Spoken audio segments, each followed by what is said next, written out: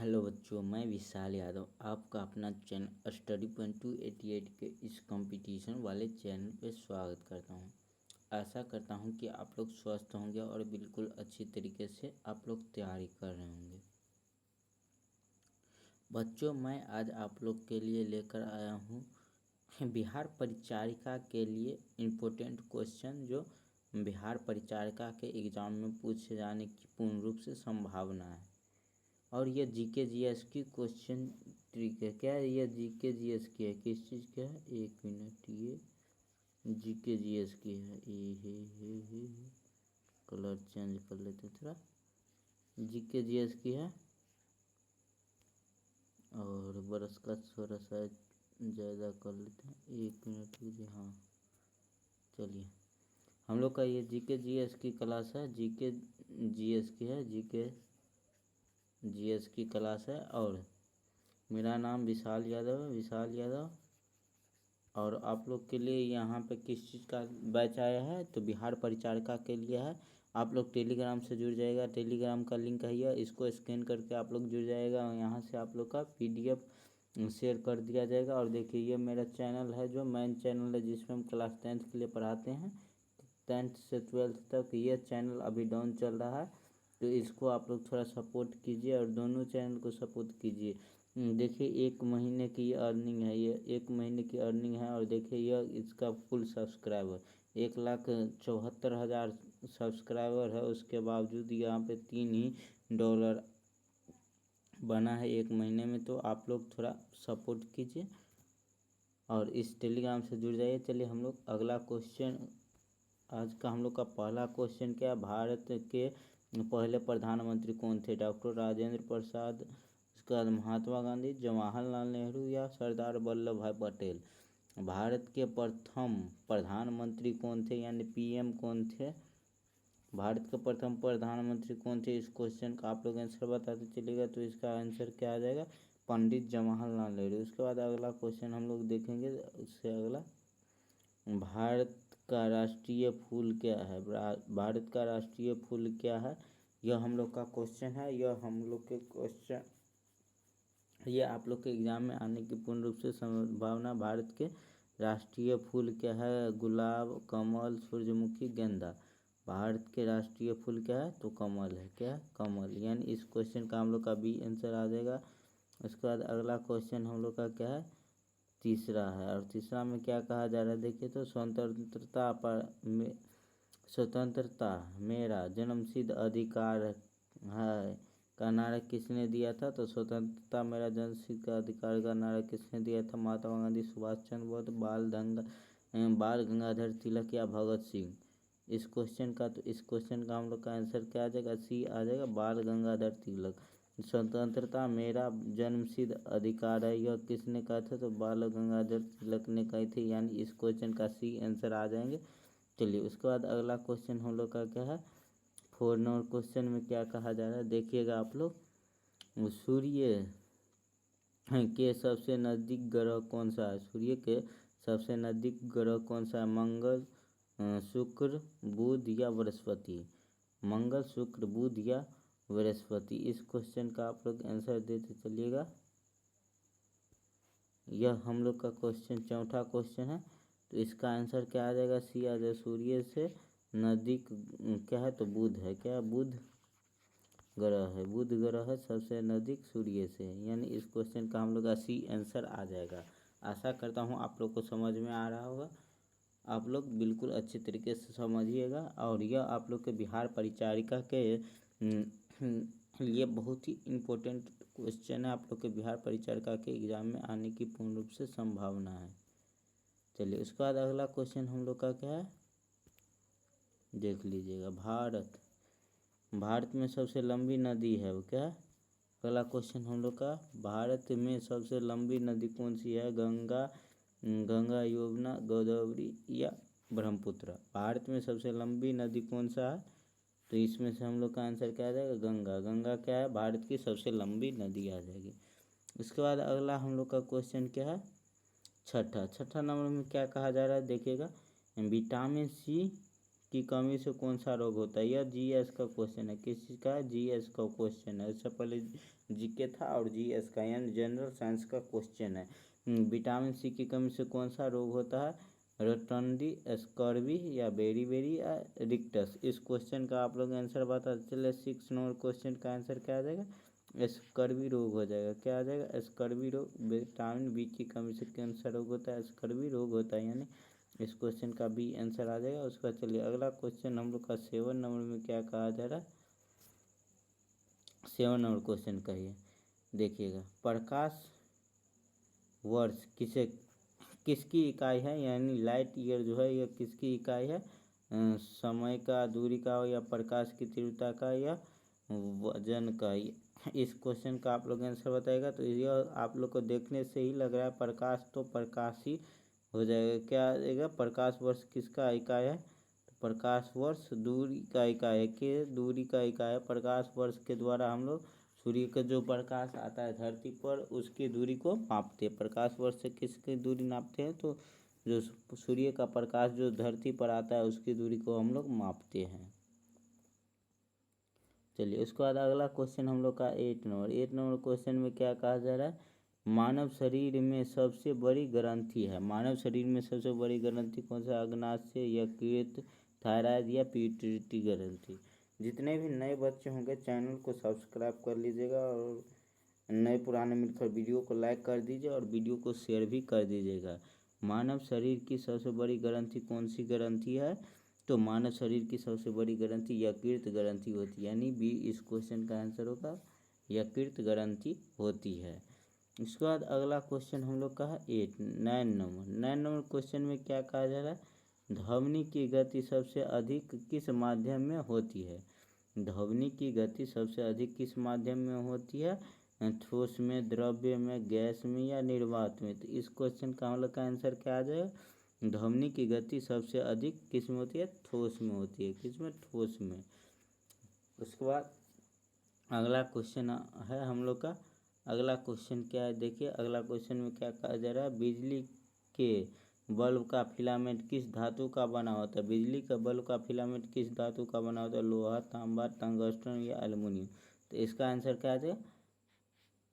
Tungsten, यानी सी इस question का आंसर आ जाएगा। टंगस्टन का गलनांक सबसे अधिक होता है। क्या होता है? टंगस्टन का गलनांक सबसे अधिक होता है। टंगस्टन का ही विद्युत बल्ब में फिलामेंट होता है। किस चीज़ का होता है? तो टंगस्टन का ही फिलामेंट होता है। उसके बाद अगला क्वेश्चन हम लोग देखेंगे 11 और देखिए यह जीके का क्वेश्चन है। क्या है? जीके का क्वेश्चन आ गया फिर से। हड़प्पा सभ्यता की खोज किसने की थी? यानी हड़प्पा सभ्यता का खोज किसने किया था? दयाराम साहनी, रखल दास बनर्जी या आर.डी. बनर्जी या एम.एस. वाट्स। इस क्वेश्चन का आंसर क्या आ जाएगा? तो दयाराम साहनी। 11 और क्वेश्चन का हम लोग का आंसर क्या आ जाएगा? दयाराम साहनी, यानी ए आंसर आ जाएगा। इस क्वेश्चन का ए आंसर आ जाएगा। हड़प्पा सभ्यता का खोज किसने किया था? तो दयाराम साहनी ने। चलिए उसके बाद अगला क्वेश्चन की ओर चलते हैं। हम लोग का अगला क्वेश्चन में क्या कहा जा रहा है?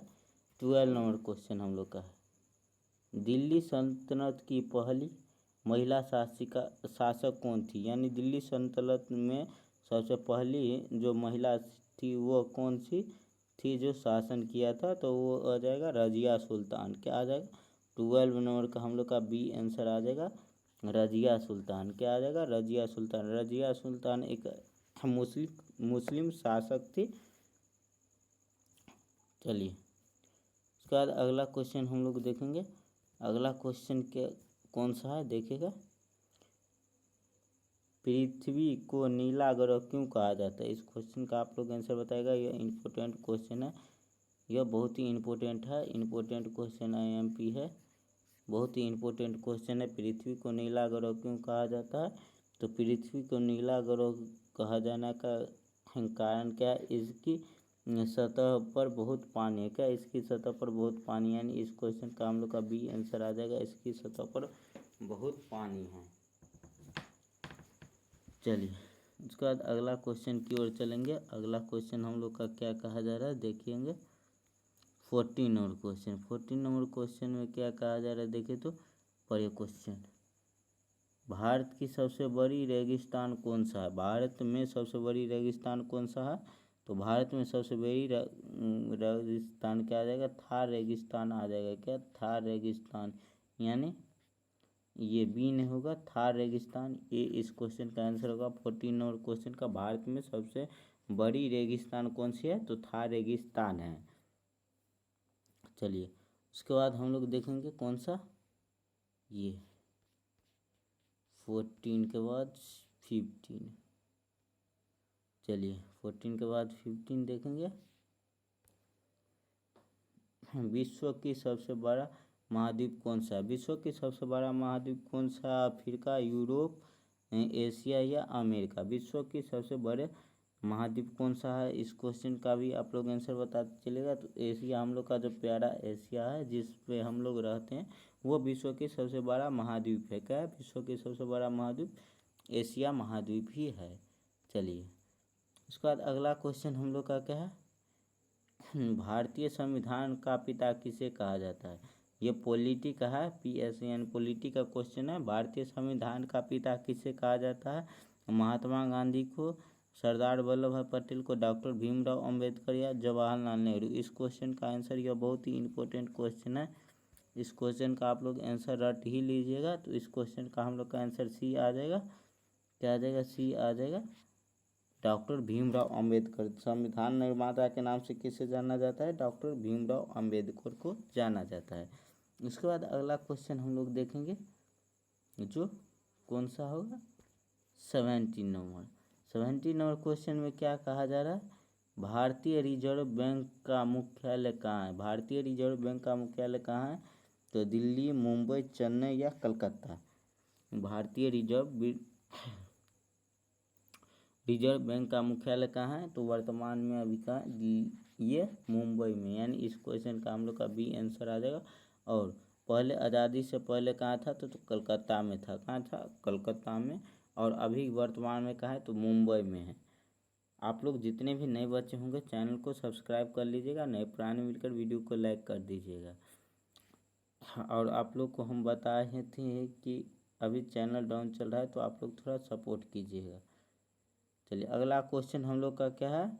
GST का पूर्ण रूप क्या है? GST का पूर्ण रूप क्या होता है?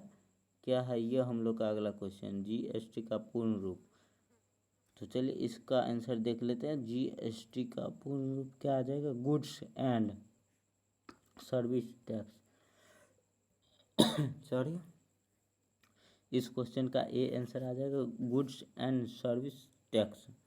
GST का पूरा नाम क्या आ जाए? Goods and service tax. उसके बाद चलिए अगला क्वेश्चन की ओर देखते हैं। ये हम लोग का 19 नंबर क्वेश्चन है। 19 नंबर क्वेश्चन में क्या कहा जा रहा है? किस देश को सूर्य उदय का देश कहा जाता है? किस देश को सूर्य उदय का देश कहा जाता है? इस क्वेश्चन का आप लोग आंसर बताते चलिएगा। किस देश को सूर्य उदय का देश कहा जाता है? चीन, जापान, नॉर्वे या ऑस्ट्रेलिया? 19 नंबर क्वेश्चन हम लोग का है। तो जापान का क्या कहा जाता है? जापान को सूर्य उदय का देश कहा जाता है। क्या कहा जाता है? जापान को सूर्य उदय का देश कहा जाता है। यानी इस क्वेश्चन का हम लोग का बी आंसर आ जाएगा। सभी बच्चे लाइक कर दीजिएगा, लाइक एंड सब्सक्राइब कर दीजिएगा, SU भी कर दीजिएगा, सब्सक्राइब कर दीजिएगा, क्योंकि चैनल डाउन चल रहा है। तो आप लोग थोड़ा सपोर्ट करते रहिएगा और आप लोग टेलीग्राम से भी जुड़े रहिएगा। चलिए अगला क्वेश्चन हम लोग का 20 नंबर। भारत में पहली बार रेलगाड़ी कब चली थी? भारत में पहली बार रेलगाड़ी कब चली थी? 1853, 54, 55 या 56? 53, 54, 55 या 56? तो इस क्वेश्चन का आंसर क्या हो जाएगा? यह भी बहुत इंपॉर्टेंट क्वेश्चन है, इसको भी आप लोग रख लीजिए। तो भारत में पहली बार रेल 1853 में चला था, यानी इस क्वेश्चन का हम लोग का ए आंसर आ जाएगा। 1853 में चला था, इस क्वेश्चन का हम लोग का ए आंसर आ जाएगा। चलिए उसके बाद अगला क्वेश्चन देखेंगे हम लोग। अगला क्वेश्चन में क्या कहा जाए? भारत का सबसे ऊंचा पर्वतीय शिखर कौन है? यानी भारत का सबसे ऊंचा पर्वत शिखर कौन सा है?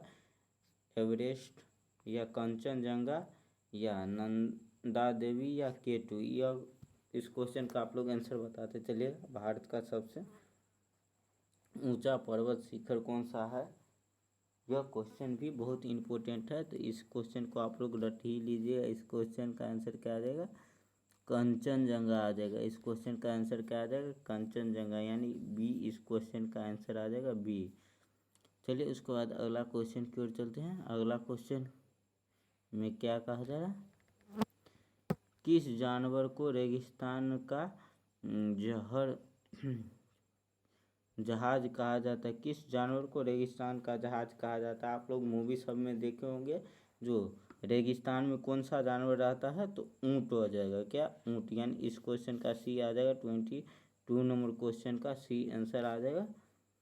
यह आप लोग जानते ही हैं इस क्वेश्चन के बारे में। यह क्वेश्चन बहुत ही कम पूछा जाता है, इसलिए उसको आप लोग छोड़ भी सकते हैं। विश्व का सबसे बड़ा महासागर कौन सा है? विश्व का सबसे बड़ा महासागर कौन सा? अटलांटिक या क्या अटलांटिक या हिंद महासागर या प्रशांत महासागर या अंटार्कटिक महासागर? इस क्वेश्चन का आंसर क्या आ जाएगा? विश्व का सबसे बड़ा महासागर का आंसर आ जाएगा, तो प्रशांत महासागर यानी इस क्वेश्चन का हम लोग का सी आ जाएगा। प्रशांत महासागर विश्व का सबसे बड़ा महासागर है। आशा करता हूँ आप लोग को समझ में आ रहा होगा, और जितने भी नए बच्चे होंगे चैनल को सब्सक्राइब कर लीजिएगा, नए पुराने मिलकर वीडियो को लाइक कर दीजिएगा, और अभी चैनल डाउन चल रहा है तो आप लोग सपोर्ट करते रहिएगा। चलिए हम लोग का अगला क्वेश्चन क्या है? पंचतंत्र के लेखक कौन है? पंचतंत्र के लेखक कौन है? पंचतंत्र के लेखक कौन है? यह हम लोग का अगला क्वेश्चन है, तो विष्णु वर्मा आ जाएगा। विष्णु वर्मा जो है पंचतत्व के लेखक है। अगला क्वेश्चन हम लोग का 24 नंबर का आंसर यही है। पंचतत्व के लेखक कौन है? तो विष्णु वर्मा। आशा करता हूँ आप लोग को समझ में आया होगा। आज के लिए बस इतना ही। चलिए आप लोग को बता देते हैं कि टेलीग्राम का लिंक कौन सा है। आप लोग टेलीग्राम से जुड़ जाइएगा। देखिए टेलीग्राम का लिंक है, टेलीग्राम का लिंक यही है, यहाँ से आप लोग जुड़ जाइएगा तो इस टेलीग्राम से, और आप लोग को सारा PDF मिल जाएगा इसी टेलीग्राम पे। और देखिए मेरा अभी चैनल डाउन चल रहा है, तो इतना ही 1 महीने की मात्र इतना अर्निंग है। देखिए सब चीज़ डाउन है, नीचे की ओर टिल लगा है। आप लोग थोड़ा सपोर्ट कीजिए और इसको ऊपर की ओर ले चलिए। देखिए 1,75,000 सब्सक्राइबर होने के आसपास में है, लेकिन चैनल इतना डाउन चल रहा है कि अर्निंग नहीं हो रहा है। तो आप लोग थोड़ा सपोर्ट कीजिए, और आप लोग के भाई बहन जो छोटे भाई होंगे या बहन होंगे या रिलेशन में कोई होंगे और क्लास 10 से 12 तक होंगे, तो ये मेरे माइन चैनल है, इससे जोड़ दीजिए। और स्टडी पॉइंट 288 ऑल कंपटीशन है, जो इसमें हम कंपटीशन के लिए क्वेश्चन डालते हैं। आशा करता हूँ आप लोग को समझ में आया होगा। आज के लिए बस इतना ही। सभी बच्चे लाइक और सब्सक्राइब कर ही लीजिएगा। चलिए।